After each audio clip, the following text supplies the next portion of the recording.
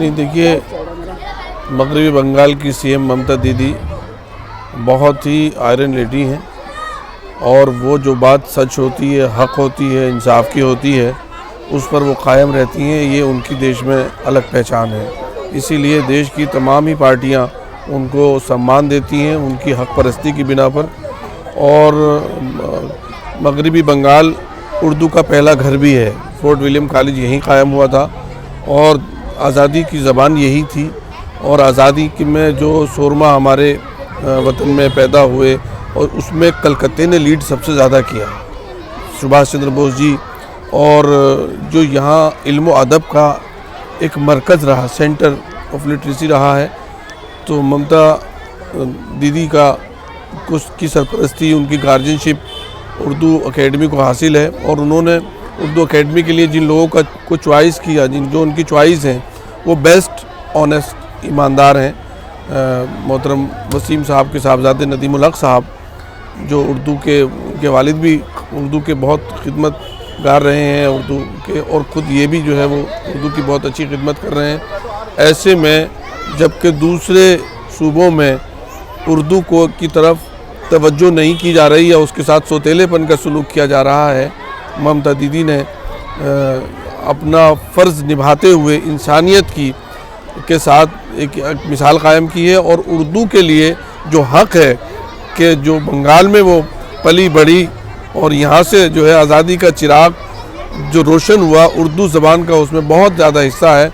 दीदी ने इस हिस्से को पूरा करने की कोशिश की है और ये उनकी अमानतदारी है, उनकी शराफत है, उनका जो है वो हिस्ट्री को सम्मान करना है और देश के उन तमाम शोरमाओं को सम्मान करना है जो उर्दू बोलकर इनकलाब जिंदाबाद का नारा लगाकर जिन्होंने अंग्रेज़ों के दिल में दहशत पैदा की थी।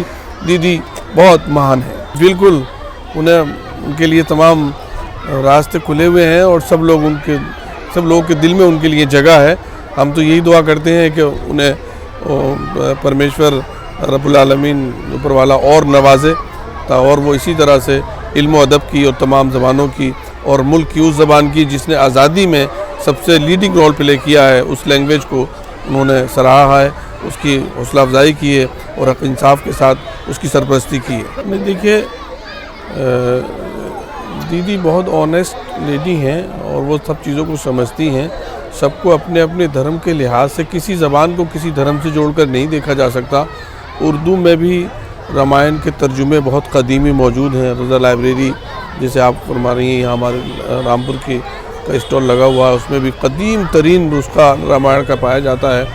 तो किसी ज़बान और अदब को किसी मज़हब से जोड़कर नहीं देखा जाता, बल्कि वो सबका होता है, उस पर हक़ भी सबका होता है और सबको ही उसको करना चाहिए।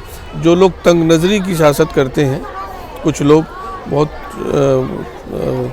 छोटा दिल रखते हैं सियासत में, तो वो लोग करते हैं इस तरह की चीज़ें, किसी को छोड़ दिया, किसी लैंग्वेज को छोड़ दिया, किसी लैंग्वेज को किसी से जोड़ दिया। लैंग्वेज सबकी होती है। नहीं, मैं समझता हूँ कि बंगाल उर्दू एकेडमी पूरे मुल्क में अपनी मिसाल आप है। इससे ज़्यादा बेहतर कोई और एकेडमी काम नहीं कर रही है और दीदी को इसमें हम सब लोग बहुत मशकूर हैं। पूरे हिंदुस्तान के तमाम उर्दूदार लोग, सारे हिंदू मुसलमान, के दीदी ने इसमें बहुत सराहा है। और ये सराहना न सिर्फ उर्दू लैंग्वेज की है, बल्कि उन शोरमाओं की है जिन्होंने आज़ादी की लड़ाई में उर्दू बोल करके इनकलाब जिंदाबाद का नारा लगाया। और उनमें सबसे पहले नंबर पर जो लोग थे पहली लिस्ट में, सुभाष चंद्र बोस जी, नेहरू जी और मौलाना आज़ाद, वो यहीं से ही जो आज़ादी का बिगुल बजा है वो बंगाल की सरजमीन और कलकत्ते से शुरू हुआ। उर्दू एकेडमी जो काम कर रही है, इसका धूम जो है पूरे हिंदुस्तान में है और यहाँ तक कि दुनिया के जहाँ जहाँ उर्दू बोलने वाले बस रहे हैं वहाँ पर है। मैं इनका शुक्रगुजार हूँ कि इन्होंने हमारी तारीफ़ की, लेकिन फिर भी मैं इनसे भी कहूँगा कि ये एक नज़र ठीक से डालें यहाँ पर, और अगर इनको हमारा काम अच्छा लगे ज़रूर पजीराई करें, और अगर कहीं पर ये समझें कि भाई कि ये ठीक नहीं हो रहा तो हमें मशवरा दें, हम उसको इम्प्रूव करें।